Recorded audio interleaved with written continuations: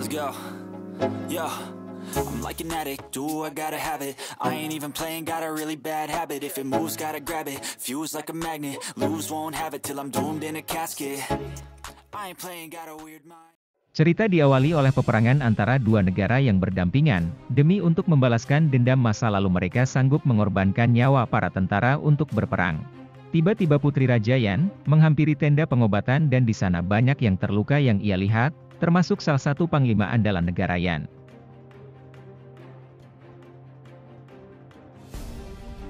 Baik dari para panglima maupun prajurit sudah banyak yang terluka parah dan tewas.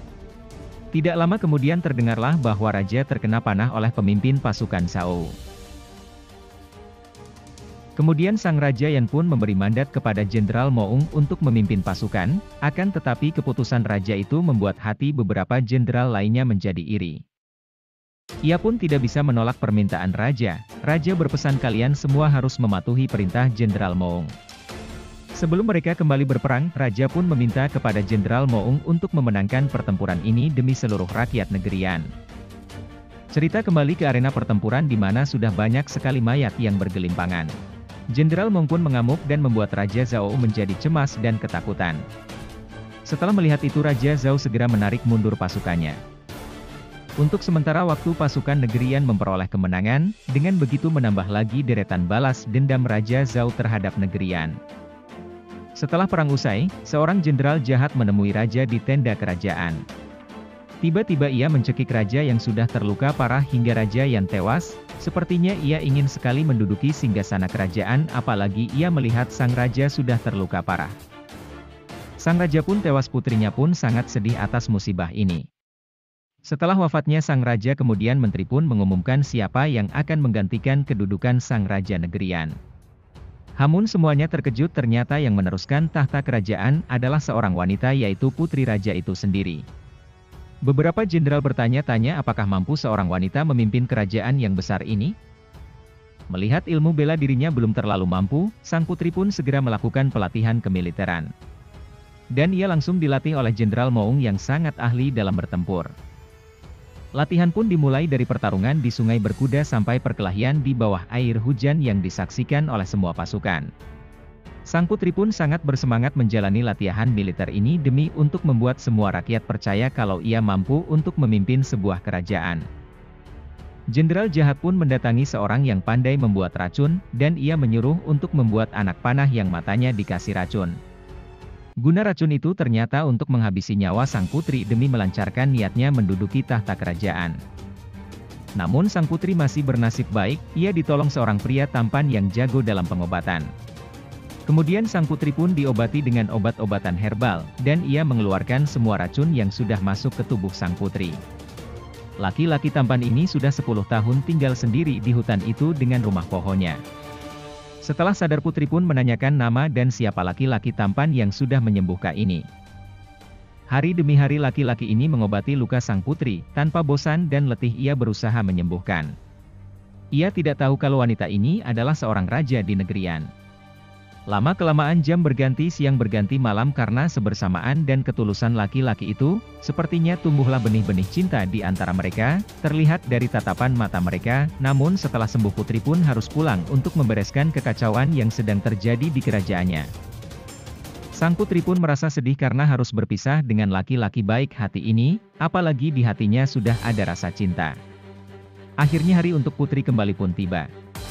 Namun sang putri tidak sendirian, ia pun diantar sampai batas sungai, agar tuan putri dengan mudah kembali ke jalan pulang setelah melewati sungai itu. Kesedihan terlihat di antara keduanya, namun apa daya sang putri harus mengurus kerajaannya. Setelah sampai di pinggiran sungai ternyata pasukan Jenderal Moung yang sudah beberapa hari mencari sang putri akhirnya bertemu. Kemudian laki-laki baik itu pun terkejut mendengar Jenderal Moung dan pasukannya memberi hormat dan memanggil yang mulia kepada sang putri. Setelah tidak lama rombongan kerajaan itu kembali ke arah pulang. Namun di tengah perjalanan ada seorang prajurit menyusul Jenderal Moung dan memberitahukan bahwa pasukan Zhao menyerang mereka. Sesampainya di kerajaan sang putri pun langsung mengumpulkan para panglima dan menteri untuk menyusun strategi menghadapi tentara Zhao yang lebih banyak dari tentara mereka. Jenderal Moong akhirnya mempunyai ide tempur yang sangat brilian dan akan mereka terapkan untuk menghadapi pasukan Zhao yang berjumlah banyak. Akhirnya mereka berhadapan satu sama lain di sebuah padang rumput yang sangat luas.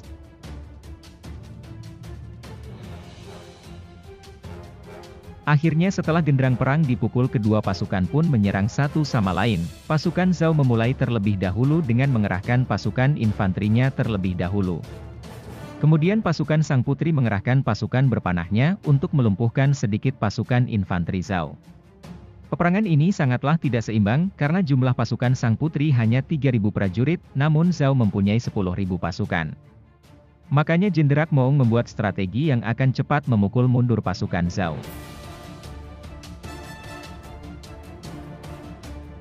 Akhirnya Zhao melihat Sang Putri di tengah pertempuran. Zhao menghadiahkan 1.000 keping perak untuk kepala Sang Putri.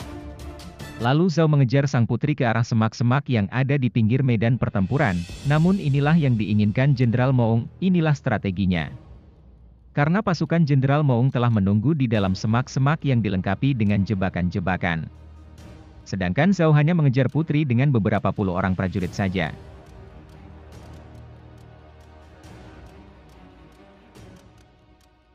Setelah mereka terjebak, dan akhirnya kuda Ye ditunggai oleh Zhao masuk ke dalam jebakan, Jenderal Moong pun langsung maju dan bertempur oleh prajurit Zhao. Banyak prajurit dari pasukan Zhao yang terbunuh. Akhirnya Sang Putri pun bertarung dengan anak Raja Zhao, yang akhirnya dimenangkan oleh Tuan Putri dari Kerajaan Yan. Setelah mengalahkan anaknya, sekarang giliran Raja Zhao yang akan dihabisi oleh Moong. Namun pedang Moong pun ditepis oleh pedang Tuan Putri, hingga selamatlah nyawa Raja Zhao. Raja Zhao pun merasa heran kenapa Sang Putri tidak ingin menghabisi nyawanya. Disinilah terlihat sisi baik dan bijaksananya seorang raja wanita. Dia berpikir, untuk apa kita saling membunuh dan berperang? Mungkin inilah pelajaran yang ia dapatkan dari pemuda tampan yang menyembuhkan lukanya waktu dahulu. Akhirnya Raja Zhao dan anaknya dilepaskan dan dibebaskan oleh Sang Putri. Tidak lama kemudian Raja Zhao menarik mundur pasukannya dan menjauh dari medan pertempuran. Cerita kembali ke Kerajaan Yan.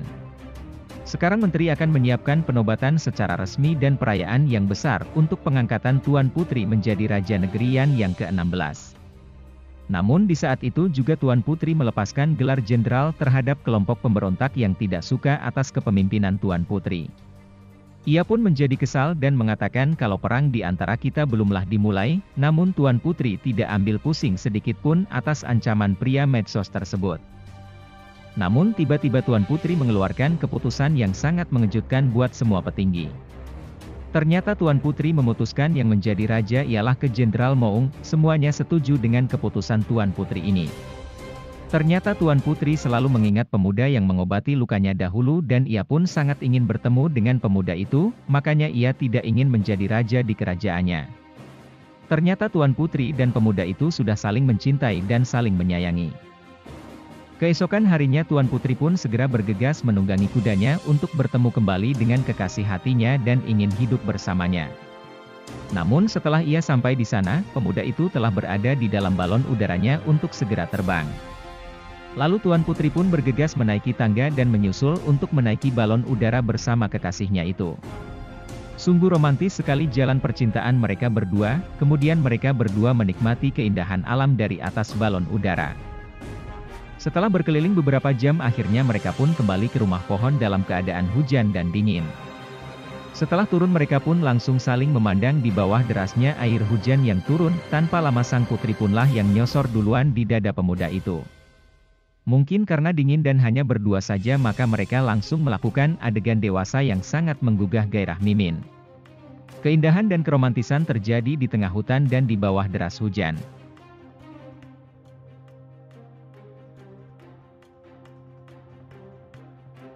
Namun di kerajaan sedang terjadi pemberontakan besar-besaran terhadap kerajaan Yap tidak diketahui oleh Tuan Putri. Ternyata yang menjadi pemberontak ialah orang jenderal yang dipecat oleh Tuan Putri tempo dulu. Semua yang ada di kerajaan disekap dan ditawan. Ternyata waktu terjadi kekacauan Moong sedang tidak ada di istana. Setelah ia kembali ia melihat di sekeliling sangat terasa aneh. Setelah sampai di pintu gerbang istana ia langsung dihadang oleh pasukan pemberontak, ia pun dikejar. Kemudian yang membuat Moong sangat marah ialah, ia dilempari kepala menteri yang sudah dipenggal oleh pemberontak. Ia pun segera ingin menghampiri pemberontak itu, namun ia dihadang oleh pasukan kerajaan yang masih tersisa di luar. Moong pun disuruh pergi oleh pasukan untuk menyelamatkan diri dan menyusul pasukan lainnya yang masih tersisa di sebuah bukit di pinggiran kota Yan. Lalu sisa pasukan itu pun bertempur mengorbankan nyawa mereka, semuanya habis dibantai di depan mata Jenderal Moong. Akhirnya Moong pun pergi ke bukit dan di sana ia berkumpul dengan semua pasukan yang tersisa. Namun Moong menyuruh mereka semua pergi dan ia mengatakan kalau aku bukanlah jenderal kalian lagi. Selamatkanlah diri kalian masing-masing. Setelah bercinta Tuan Putri dan pemuda itu pun didatangi oleh tamu yang tidak diundang, yaitu orang suruhan pimpinan pemberontak. Namun perlawanan diberikan oleh mereka berdua, sudah 10 tahun tidak memegang pedang akhirnya pemuda tampan itu memainkan lagi keahliannya mengayunkan pedang. Pertarungan tidak terelakkan lagi, jual beli serangan pun terjadi, namun akhirnya pemuda tampan itu pun terkena anak panah beracun yang disemburkan dari sumpit penyusup itu. Cerita kembali ke Jenderal Moong yang akan bertempur sendirian menghadapi pasukan pemberontak. Sepertinya Moong tidak lagi peduli dia bakalan hidup atau mati, karena ia akan melawan ratusan orang prajurit pemberontak. Setibanya di sana ia langsung melemparkan pedang walet yang sangat diinginkan oleh kepala pemberontak. Moong pun berkata jika engkau menginginkan kepalaku maka datanglah melawanku. Namun ia menyuruh beberapa prajurit untuk menghabisi Moong.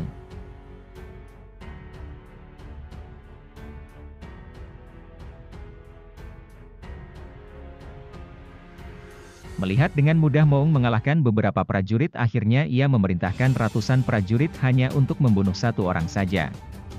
Sungguh Jenderal Moong ini keahliannya bertarung tidak diragukan lagi, semua dihajar oleh Moong.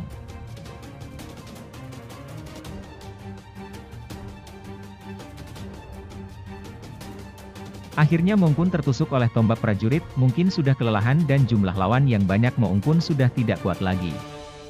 Namun dengan beberapa tusukan tombak Moong pun masih tetap bertahan dari serangan-serangan yang diarahkan kepadanya. Akhirnya Moong pun jatuh karena ia mengalami luka tusukan yang sangat banyak. Moong pun hanya terduduk di atas tanah tanpa bisa mengangkat senjatanya lagi. Namun tiba-tiba muncullah seorang berkuda dengan kencangnya, dan ternyata itu adalah Tuan Putri yang mengetahui kalau Moong akan bertempur sendirian melawan pemberontak. Di saat inilah pemimpin pemberontak mengakui kalau dialah yang telah membunuh Raja Yan, yang tidak lain adalah ayah dari Tuan Putri. Dengan begitu Tuan Putri pun menjadi sangat marah dan ingin dengan segera menghabisinya. Duel antara Tuan Putri dan pemimpin pemberontak itu pun tidak terelakkan lagi. Perang pedang pun terjadi, untunglah Tuan Putri sudah dibekali ilmu bela diri yang cukup.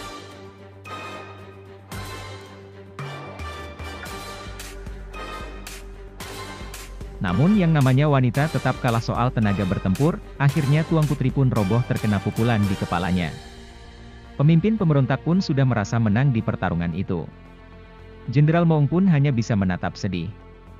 Namun waktu pedang diayunkan ke arah Tuan Putri, tiba-tiba Tuan Putri meraih tombak di dekatnya dan langsung menusuk tepat di kerongkongan bos pemberontak itu, akhirnya pemimpin pemberontak itu pun tewas di tangan sang putri.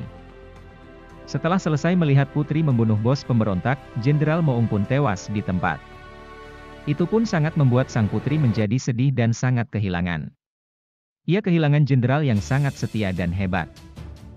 Lalu Tuan Putri pun buru-buru menuju ke rumah kekasihnya yang saat bertempur kemarin terkena panah racun.